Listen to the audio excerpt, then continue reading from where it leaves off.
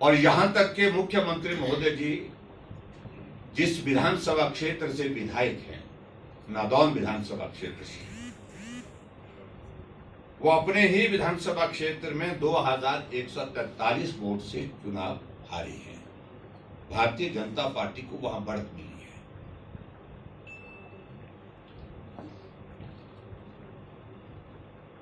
और उसी प्रकार से अगर मैं बात कहूं,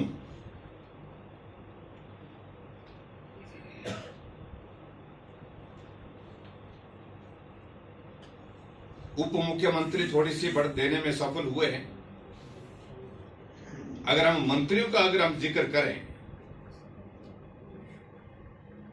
तो मंत्रियों में अधिकांश मंत्री जो है इनके चुनाव अपने अपने विधानसभा क्षेत्र में हारे हैं। लोकसभा के चुनाव में 8 मंत्री जो 10 कुल मिलाकर के 10 मंत्री जो है वो चुनाव हारे हैं।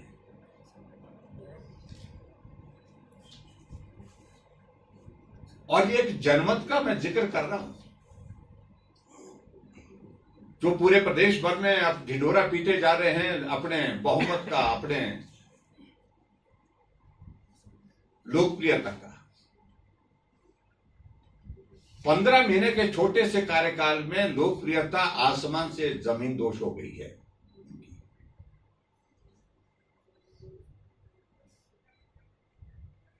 हिमाचल प्रदेश में जहां 6 उपचुनाव थे, 6 उपचुनाव में से हम 2 जगह जीतने में सफल हुए हैं, बड़सर और धर्मशाला में। और शायद कांग्रेस पार्टी इसी का आनंद ले रही है। मैं देख रहा था कि जश्न मनाया जा रहा था कि सरकार बच गई।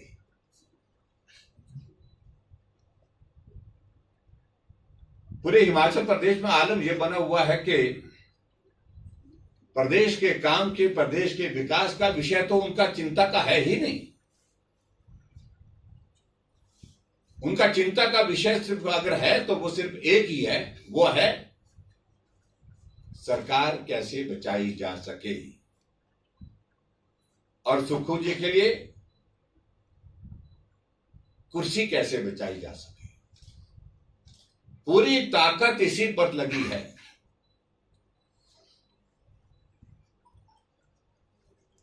और ये आलम आगे भी आने वाले समय में भी इसी प्रकार से रहेगा।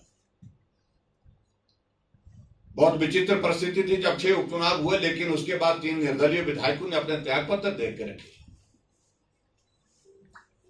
लेकिन त्याग पत्र जो है वो स्वीकार नहीं किए गए। अगर स्वीकार किए होते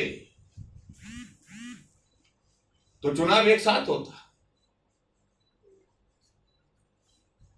और कांग्रेस पार्टी को यह लग रहा था कि एक साथ चुनाव होगा तो सरकार चले जाएगी, और इसलिए चुनाव उनका त्याग पत्र स्वीकार नहीं किया।